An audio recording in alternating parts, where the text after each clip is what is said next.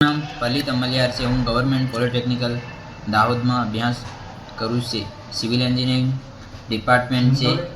હું થર્ડ સેમમાં અભ્યાસ કરું છે. મારો આજનો ટોપિક મોડ્સ ઓફ ટ્રાન્સપોર્ટેશન છે.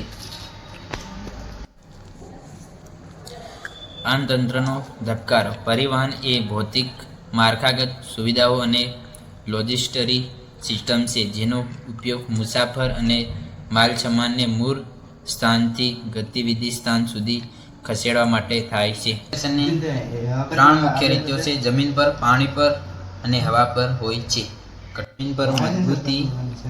જમીન પરની આધારિત માળખાગત સુવિધાઓ જેવી સતત પ્રવાહ માટે રોડ નેટવર્ક, રેલવે અને પાઇપલાઇન સિસ્ટમોનો સમાવેશ થાય છે. પાણી પર ભારે આંતરરાષ્ટ્રીય જથ્થાબંધ વેપાર માટે આંતરદેશીય જળમાર્ગો, નદીઓ, નહેરો અને વિશાળ દરિયાઈ માર્ગો ઉપયોગ કરે છે. એરવે હવાઈ માર્ગોનો ઉપયોગ કરીને પરિવહનનું સૌથી ઝડપી અને માધ્યમ ઉચ્ચ મૂલ્યના માલસામાનને અને ઝડપી મુસાફરી માટે મહત્વપૂર્ણ ઉપયોગી હોય છે. Road transportation. છેલ્લા માઇક કનેક્શન, સુગમતા અને મધ્યવર્તી હેન્ડલિંગ વિના ચાસી ટુ રોડ સેવા પ્રદાન કરતી એકમાત્ર પદ્ધતિ. ઇન્ફ્રાસ્ટ્રક્ચર પાકા ધોરીમાર્ગો અને મુખ્ય રસ્તાઓના વિશાળ નેટવર્ક ઉપયોગ કરે છે. ફાયદા: ઉચ્ચ સુલભતા, લવચીક સમયપત્રક, ઓછો પેકેજિંગ ખર્ચ અને ગેરફાયદા: વાહનની દીઠ મર્યાદિત ક્ષમતા અને ટ્રાફિક જામ અને વધુ પર્યાવરણને અસર કરે છે.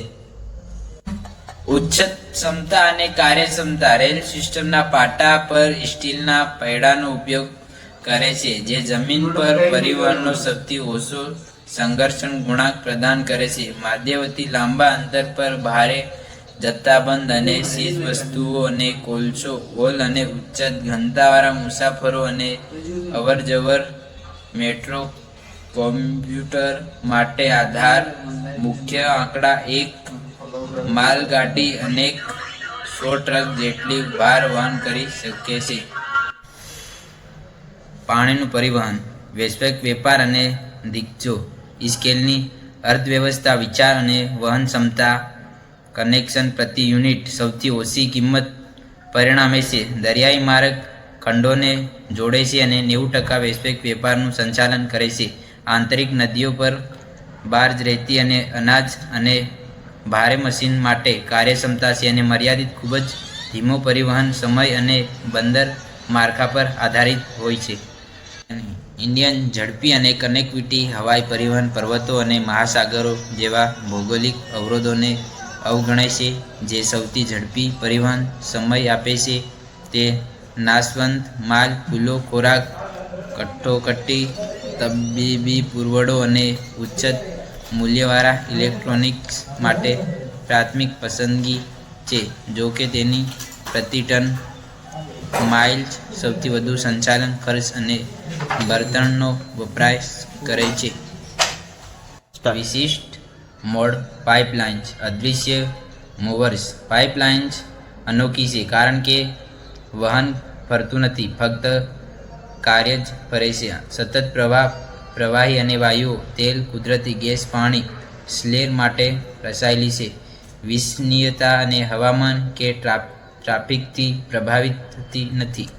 24/7 કાર્યરત નિશ્ચિત માર્ગ. એકવાર બાંધ્યા પછી અટપટો, પ્રભાવિક બાંધકામ ખર્ચ અને ઊંચા, પરંતુ સંચાલનનો ખર્ચ ખૂબ જ ઓછો હોય છે. ટ્રાન્સપોર્ટેશનનું ભવિષ્ય. હાઇપરલૂપ અને મેગ્લેવ. વેક્યુમ અને ટ્યુબમાં લગભગ સુપરસોનિક ગતિ.